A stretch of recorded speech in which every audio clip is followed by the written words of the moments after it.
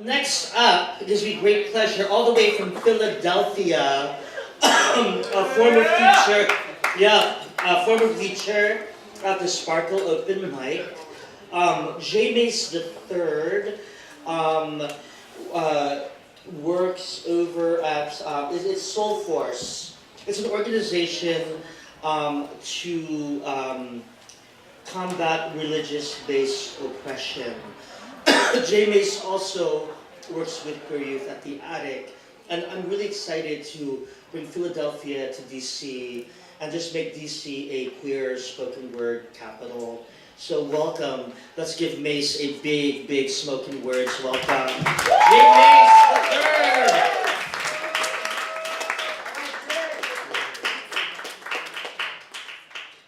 So I was trying to think for a long time about what am I going to read for a smoking cessation open mic. I don't really know. So I wrote something this morning. Can you all say new shit? New shit! And because it's new shit, I'm kind of nervous. And I need y'all to kind of help me be a little not nervous. And for that, I need y'all to do a little thing with me, okay? Y'all good at following directions? Yeah! Okay. So say I feel good. I feel good. Say I need a poem right now. Y'all need to do better than that, okay? All right. So, say I feel good. I feel good. Say I need a poem right now. Say I feel good. I feel good. Say I need a poem right now. Say I feel good. I feel good. Say I need a poem right now. So let's pass that mic. Okay. That made me feel good. Make y'all feel good? Yeah. Give yourselves a round of applause. Now give me a round of applause because I'm performing. So I have no idea how this is going to go, so y'all are going to bear with me really, really well. Okay. If I were a cigarette.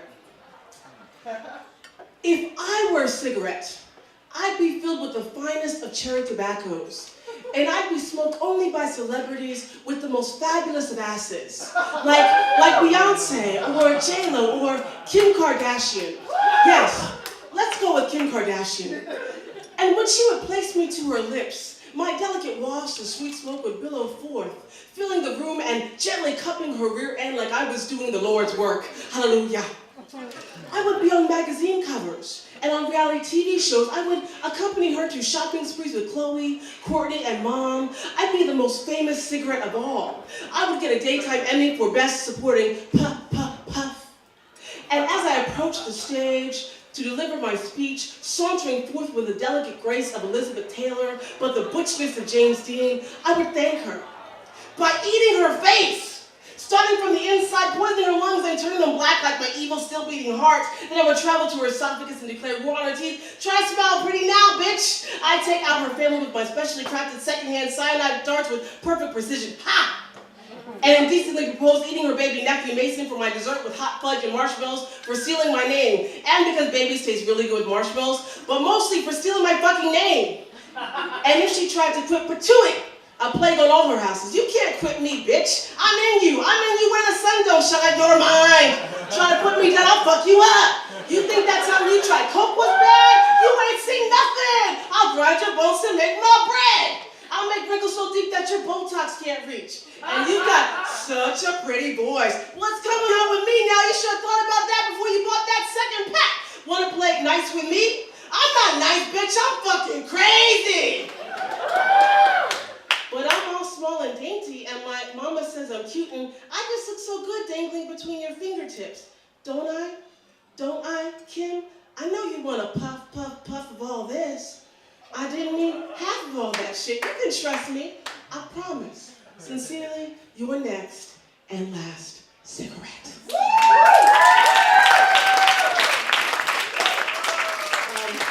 Thank you for dealing with that.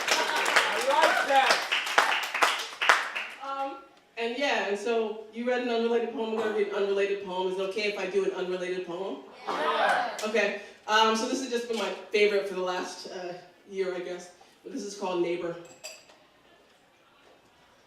To the woman that frequents my girlfriend's apartment complex, with the stank face that always reads, "Here come that gay bitch again." I want you to know that I get it. You are not used to gay people. They've been the stuffing that jokes whisper on sidewalks and behind the backs of strangers are made of. Not real, not very tangible, not even very human. As a teenager, my father, at least the way I imagined him, would tell me things like, "We are all the same." And anyone that didn't like me because I was gay was simply just ignorant of that fact.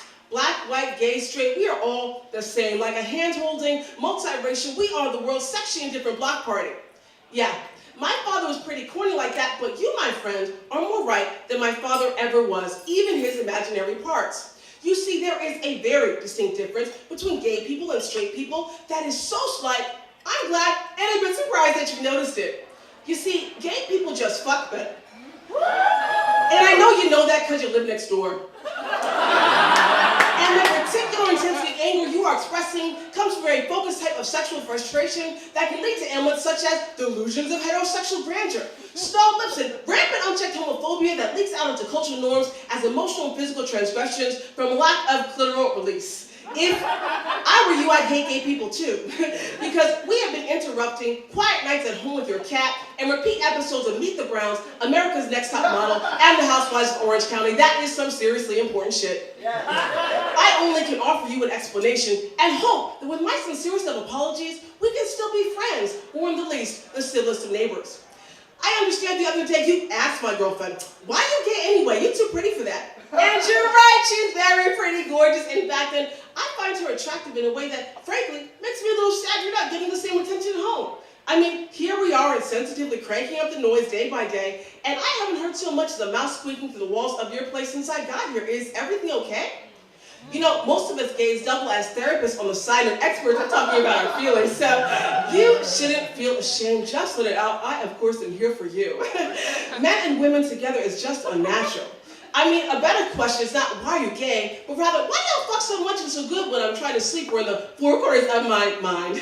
See, I added that last part because every time you say the word gay, I can see behind those eyes your perverted ass is only thinking about sex. To the point I often wonder if my butt looks good in your preoccupied heterosexual fantasies. So let me answer both those questions for the two of us, okay? Of course it does. Duh. And I don't fuck more. I fuck harder.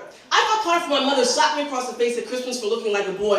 I fuck hard for the boy that thought he could fuck the gay out of me. I fuck hard for the 13-year-old trans girl turned prostitute because her parents forced her to sleep on the streets. I fuck hard because Ugandan activists like David Kato don't deserve to die at the hands of American evangelism. I fuck hard because my government thought it was more important for me to be able to die for my country than to live and hold a match with equal job and housing protections. I fuck hard because the transgender life expectancy in this country is only 37, so don't blink, I might not be here much longer.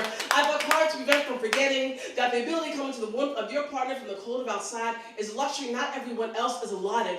And so I fuck harder to let her know that this very moment is sacred. And I fuck harder, because every time a post-like trans flag thrusts, a motherfucking fairy gets its wings. So that being said,